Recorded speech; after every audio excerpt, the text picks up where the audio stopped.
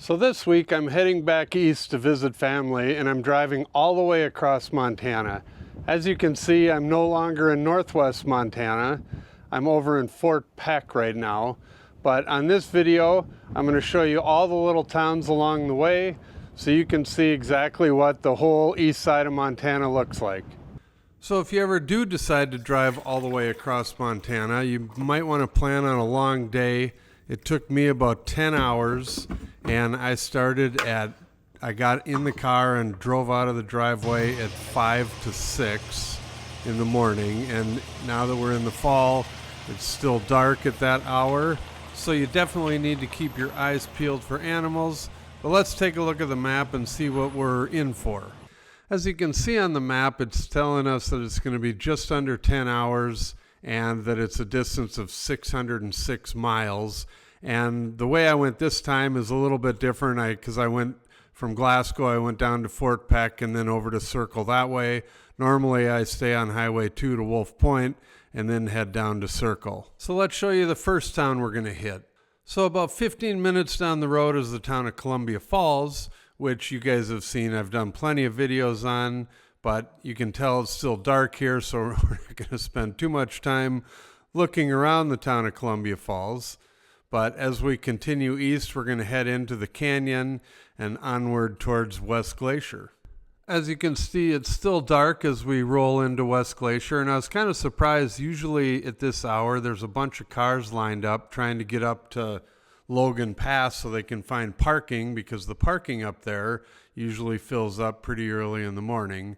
But this was a weekday, and we're kind of at the end of the season, so as you can see, not a lot of traffic. So the rest of the way we head basically under the south end of the park, and we'll come out at East Glacier, and hopefully it'll be a little lighter when we get there. So between West Glacier and East Glacier, it was still kind of dark, and I didn't film that, but you go over Marias Pass, and you're over the mountains now, and you'll see now we're kind of getting into the prairies of eastern Montana. But East Glacier, just so you know, if you go on Going to the Sun Road from West Glacier, you do not come out here at East Glacier. You actually come out in St. Mary, which is a ways north of here. But there are some parts of the park that you can access from East Glacier, and there is a little town here. The population of East Glacier is 354, and it is part and located on the Blackfeet Indian Reservation, as is the next town we're going to come into, which is Browning. But as you come down the hill from East Glacier, you kind of get a look at the vast open prairie of eastern Montana, and you look over the little town of Browning. And Browning is kind of the hub or the center of the Blackfeet Reservation, and it has a population of 1,010 according to the last census. And right here on the left, they built a large casino and hotel fairly recently that's a pretty popular spot for tourists coming from the east side of the country.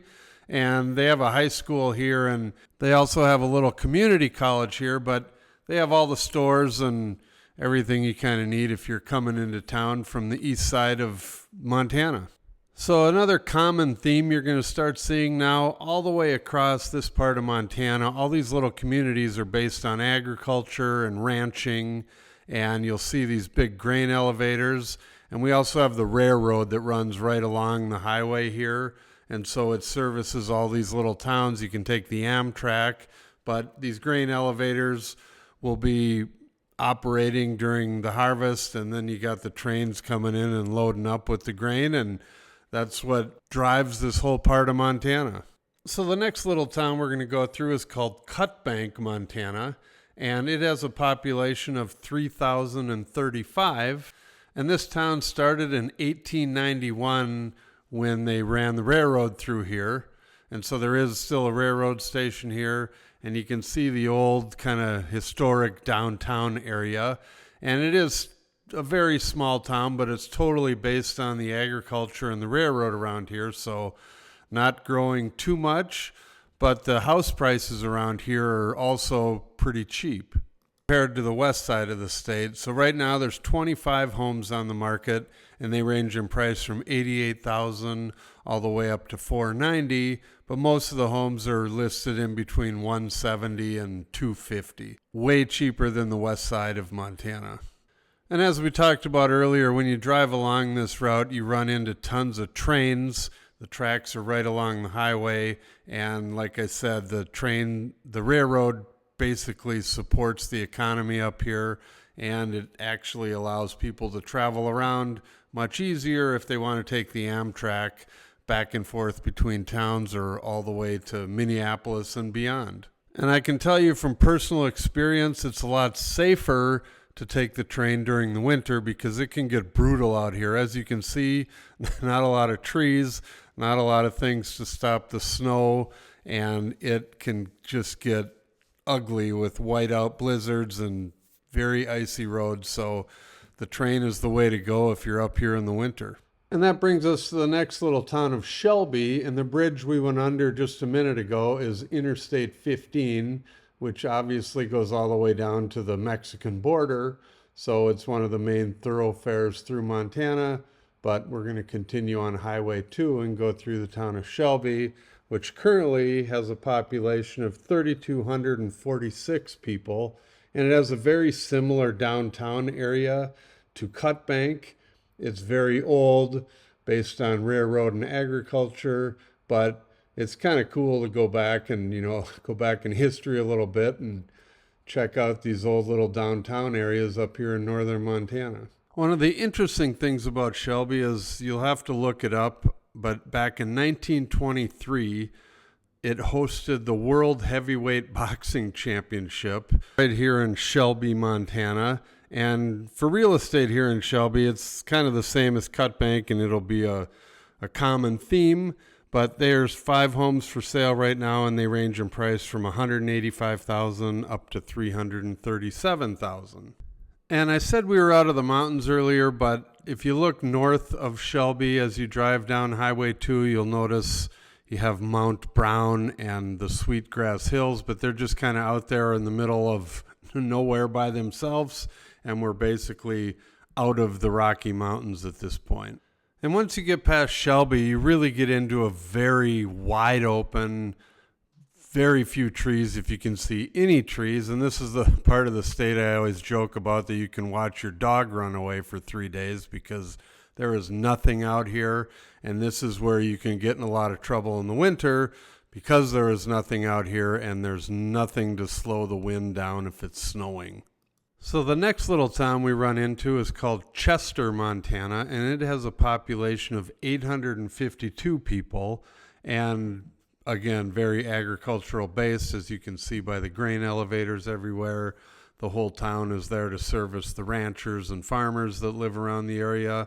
As far as real estate goes in Chester, right now there are 7 homes on the market, and they range in price from $112,000 all the way up to $750,000. And this brings us to the tiny little town of Rudyard, population 373. And there's a bunch of little towns like this that are just off the highway, maybe a half mile. But the reason I chose to show this one is because they have a funny little sign as you go by. It says Rudyard, population 372, with 1 old sore head. And I actually met a girl that said that the sorehead was her uncle, so it's actually a guy that lives there in Rudyard. So if you're ever in the area, you'll have to look him up. And this brings us to the largest town on this trip. It's called Havre, Montana, and it has a population of almost 10,000 people. And there's a lot of history here as well. It was built in the late 1800s, and a lot of this area underground, under the downtown, was underground mall that they built over 100 years ago. And throughout the history, it's been a brothel, Chinese laundromat, a saloon, drugstore, and at least 3 opium dens, it says here. And they also used the rooms for smuggling alcohol during Prohibition. And I guess in 1904, there was a big fire that burned down a lot of the above ground businesses. So then they too moved underground. And the cool part is you can still tour this area to this day if you ever make it to Havre. So Havre has a high school, 3 elementary schools, and a middle school, and it also has Montana State Northern, which is a college right here in Havre. As far as real estate goes, Havre's kind of getting to the far reaches of our MLS, so this isn't everything I'm sure that's on the market, but our MLS has 7 places on the market right now, and they range in price from $165,000 all the way up to $1.2 million. So after we get out of Havre, we get into the big town of Harlem, Montana, and it is not one of the boroughs of Havre. It has a population of 762 people, as opposed to its namesake in New York that has a population of 197,000. So you probably won't confuse the two, but I just thought I'd point out this town along our trip. So after Harlem, we get into the town of Malta, and Malta is known for all the sportsmen and hunting and fishing and everything you can do outside here. It also has a dinosaur museum. This part of Montana is known for dinosaur fossils, so in between Malta and Glasgow, the next town, there's all kinds of dinosaur digs, and they found dinosaurs here. But as far as the real estate goes, there are 13 places for sale according to Zillow, and they range in price from $125,000 all the way up to $1.2 million. And Malta has a population of about 1,800 people, and it's just north of that area I did a video on earlier in the year, that American Prairie where they're trying to reintroduce the buffalo, and it's also real close, or part of the C.M. Russell Wildlife Refuge. And you always know when you're about to get into Glasgow because there's a guy that has all these dinosaur statues on the hills as you come into town. And I talked about this in an earlier video, but Glasgow has been ranked as the most remote town in the lower 48 states. It's the furthest town from any major airport or major city. So when you're in Glasgow, you're pretty close to the middle of nowhere. And Glasgow has a population of 3,100 people.